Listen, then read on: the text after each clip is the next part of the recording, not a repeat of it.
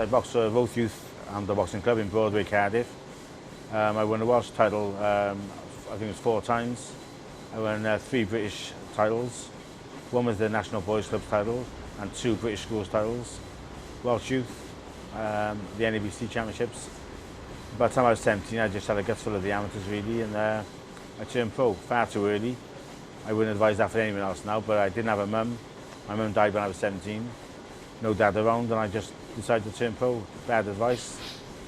Did you feel as a young man turning professional you lacked a bit of guidance and you didn't really understand what was expected of a professional boxer? I didn't have a clue really. I thought I knew everything at 17. As in, my mum died, my dad wasn't around, so there was a lot on my shoulders at a young age. I thought I'd matured very quickly. Looking back now, I was very immature. Some of the decisions I made, I just try and pass that on to the boxers I coach now. And what was your attitude to boxing at the time? Were you sort of a dedicated trainer, or did you sort of... Looking back, no. I was very childish because I didn't get on with my manager, didn't like my manager at all. I just rebelled against him, like, you know, everything he wanted me to do, I didn't want to do. And one of the fights you were famous for is your fight with Steve Sammy Sims.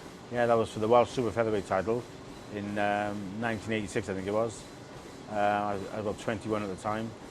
It was a good fight. I trained what I thought was really hard for the fight. I thought I was in great shape. I mean, the way I trained for that 10-rounder, I mean, the boys I trained for 4 rounders train harder than that now. I just didn't know any different, and I had no one to tell me any different. Billy Maywood asked me if I'd been sparring.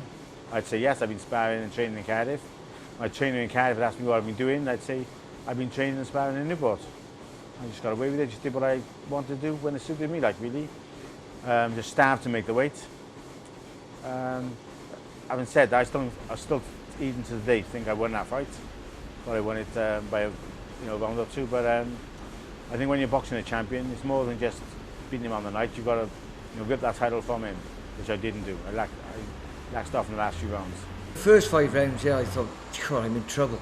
You know, I thought, good God, this young boy, he's beating me. But the 6th round, Tony came out, and I thought it was Christmas. You know what I mean? He just died. And the 6th, 7th, 8th, 9th, 10th, I was sort of getting on top, and Tony was, like you said, he lacked the true training for a championship fight. And like you said, he never took the title from the champion, never snatched it from him. So, yeah, it was very close. I thought I did win it by half a point. But as soon as Tony started training with me, he always said in a joking way, he said, Sam, he said, if you trained me for that fight, I would have won. It was quite a tough fight, both of you, giving no quarters. Yeah. And yet after the fight, Sammy became your trainer. How can 2 men try to beat each other up literally, and then be friends after the fight and work together? That's the great thing about this sport. There's real men again in the ring, and real respectful men. And it's a very respectful sport. He got the decision over me, and I respect him for what he did as a coach. He won a British title himself, and he was coaching other boxers, and I thought, well, I'll go with him for a while. And it's worked well between us. Good friends. Sort of an accident more or less stopped your professional career. Can you just tell us a little bit about that, the sort of fateful day when... I was on a winning run at the time. I'd won 4 fights back to back on the road. London, Birmingham, Manchester, etc.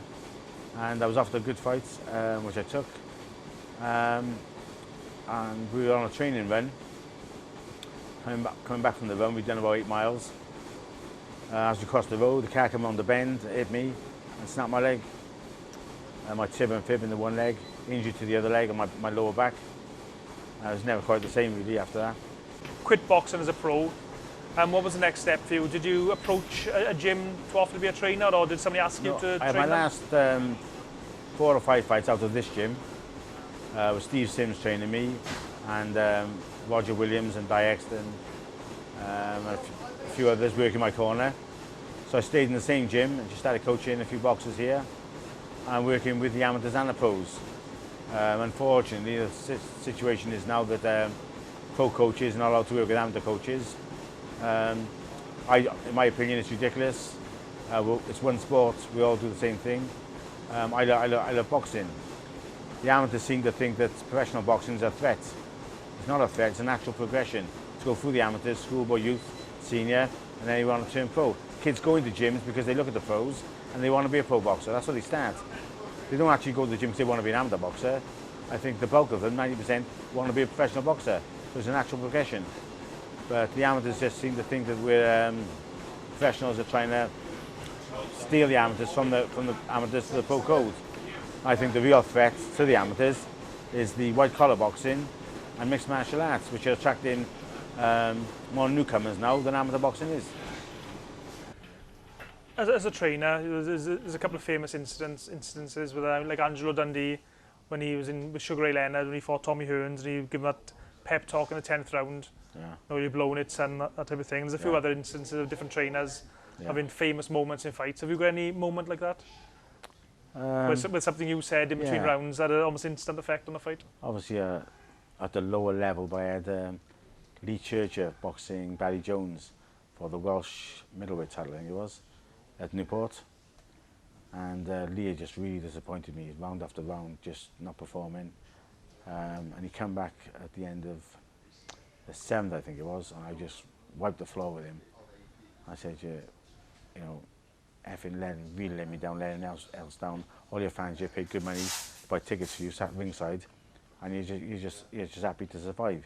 You're happy to wake up tomorrow morning telling everyone you went a distance with Barry Jones. He said, no, I'm not. I said, what are you doing then?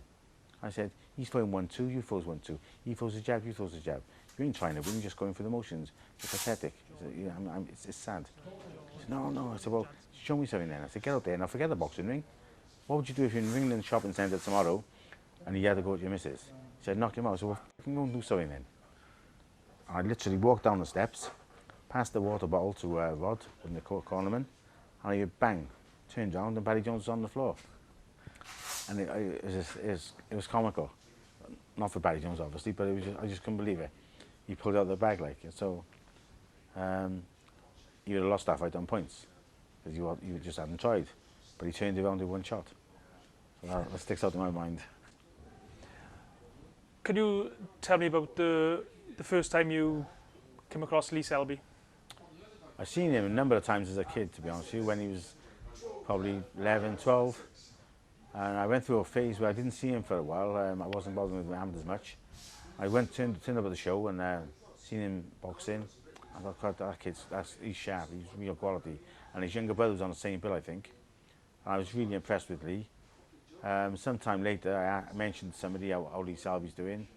And I was basically told, listen, he's just gone off the rails a bit. I said, no. I said, yeah, he's not training properly. He's still just sticking around. He got beaten in the Four Nations by a kid we thought he'd beat, and he's just gone off the rails really. He's not going anywhere. A couple of years later he approached me and asked about coming to the gym to train, and I said to him, listen, you don't train hard enough, you don't really want it enough, you're better off leaving as it is. 6 months after that I went to a pro-am show back in the day in St David's Hall in Cardiff, and he approached me there about turning professional, and I told me that he wanted to turn his life on and change things. He's going to just dedicate himself to boxing. And of course Lee went on to win a world title.